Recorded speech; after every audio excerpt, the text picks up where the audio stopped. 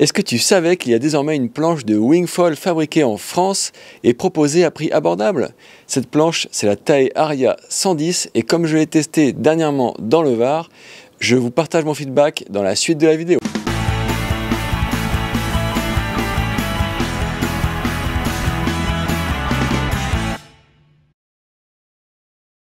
Salut les copains et bienvenue sur la Watersport Zone pour une nouvelle vidéo. Aujourd'hui, je vais vous parler de la Tae Aria 110, la première planche de wingfoil de série fabriquée en France et proposée en magasin à moins de 1000 €, 999 € exactement. Pour ceux qui se demandent d'où sort la marque Tae, c'est juste le nouveau nom de Big Sport depuis que la famille Bic a vendu. Donc, les planches sont fabriquées à Vannes, dans la même usine que les célèbres planches de windsurf Techno, et dans la même technologie Aztec qui consiste à enrober un noyau en polystyrène renforcé de différentes couches de fibres de verre avec une coque en polymère ASA, en quelque sorte de plastique thermoformé.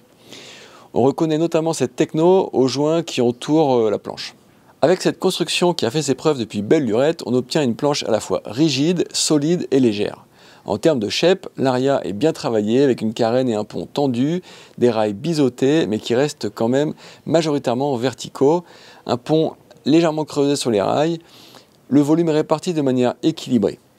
On constate un outline assez rectangulaire avec une largeur importante à l'avant et à l'arrière pour un maximum de stabilité et une largeur maximale relativement modérée pour ne pas compromettre la glisse au démarrage. Le pont est creusé et équipé d'un monopade à la fois accrocheur et peu agressif pour les genoux.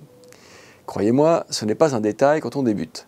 Et j'en profite pour vous glisser un lien ci-dessus et en description vers mes vidéos de conseils pour les débutants. On a aussi la possibilité de mettre des footstraps sur cette Tae, mais ils sont en option. Au niveau des cotes, on est donc sur cette Aria 110 sur une 5,8 par 28 de large. J'ai pesé cette planche à 7,4 kg, ce qui est très raisonnable pour une planche de ce volume.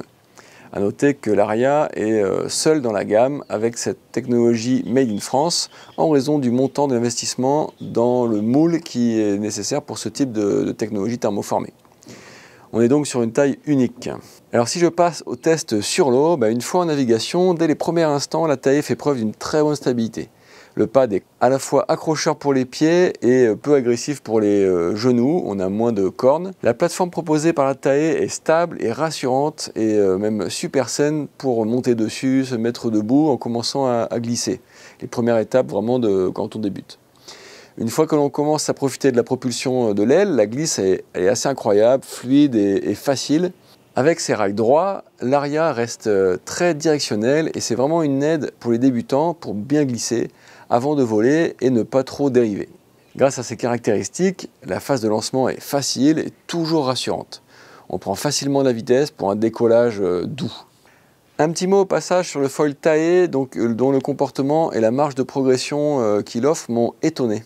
Vraiment un foil qui me semble adapté pour débuter et à la fois sain et qui offre de bonnes perspectives de progression pour juste voler et manœuvrer.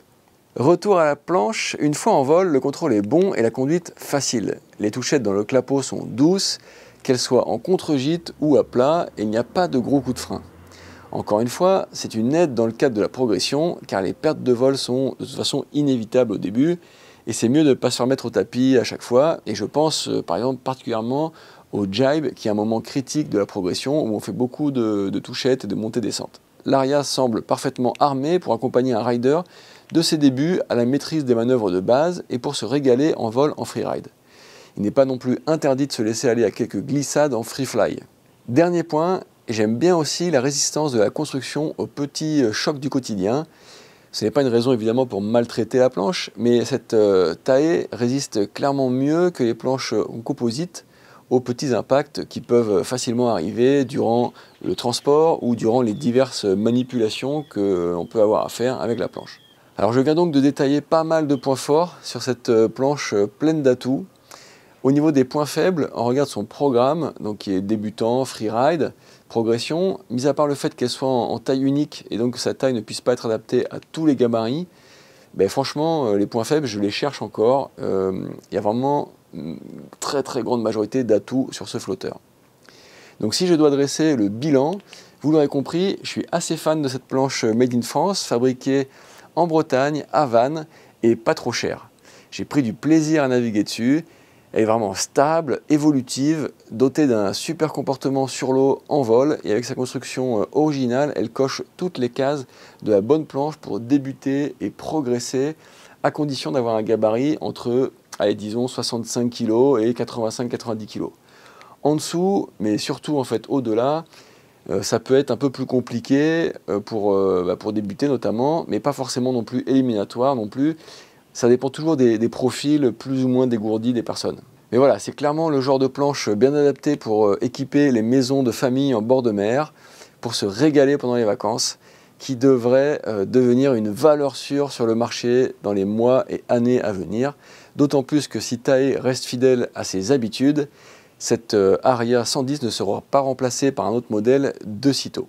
Si maintenant tu cherches des conseils pour débuter et progresser en wingfoil ou pour continuer à t'équiper, clique sur les vidéos qui te sont proposées à l'écran. Mais avant de partir, prends aussi quelques secondes pour t'abonner et pour me laisser un like et un commentaire. C'est toujours un soutien que j'apprécie beaucoup. Merci et à samedi 9h15 pour la prochaine vidéo.